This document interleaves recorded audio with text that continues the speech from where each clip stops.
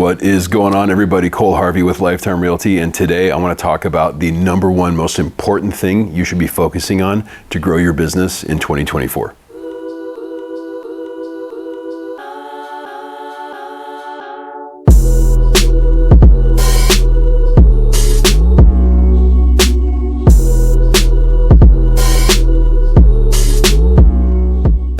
Okay, so before I get into that, as always, if you guys are liking our content and if you're enjoying the videos we're putting up here on the channel, be sure to smash that subscribe button and hit that like bell so you guys can catch our content here on the channel every single week. All right, so it is that time of year when everyone is making their business plans or trying to figure out how they're going to do things differently than they did the year before.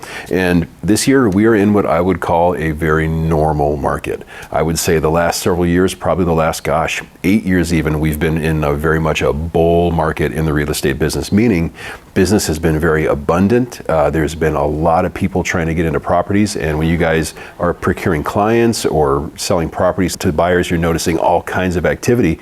And now things have calmed down a little bit, and so for most agents, business is a little bit slower, or they have to work harder to get the same amount of business they got the year before or even the year before that. So what can we focus on to keep our business growing year after year, to keep ourselves going in what's a normal market, and to really keep crushing it and leveling up? And so what I think everyone should be focusing on this year more than anything, more than your prospecting and everything else, is just to go really, really simple and just focus on appointments.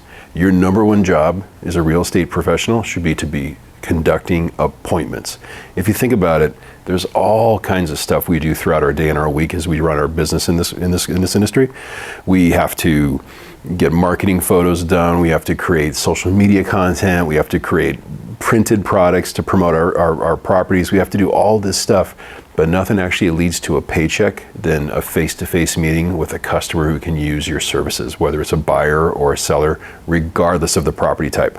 So if you want to grow your business, you need to make plans to meet with people who can do business with you as many times per week as possible.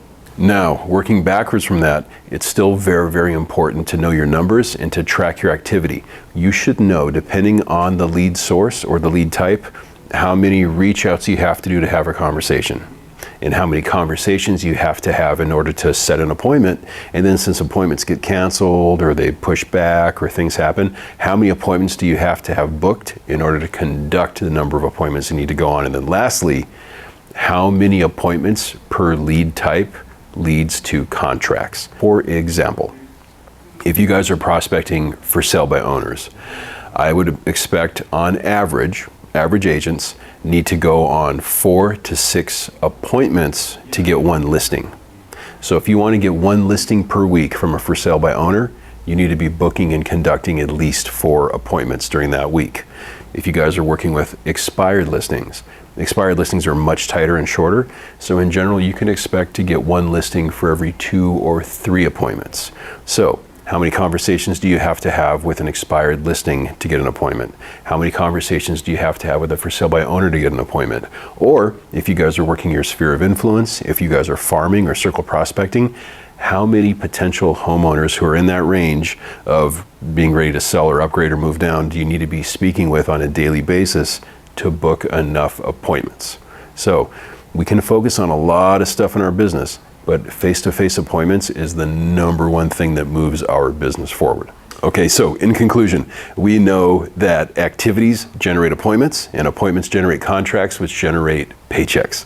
So whatever your goals are for the year, whether it's your gross commission amount or your transaction count, make sure that your activities are setting you up to have enough appointments to crush that goal. Now, as I said before, if you are liking what you're seeing here on the channel, please be sure to subscribe and hit that like bell. We are here for you every week with awesome content. Be sure to reach out if you have anything specific you need help with, and let's level up together every day.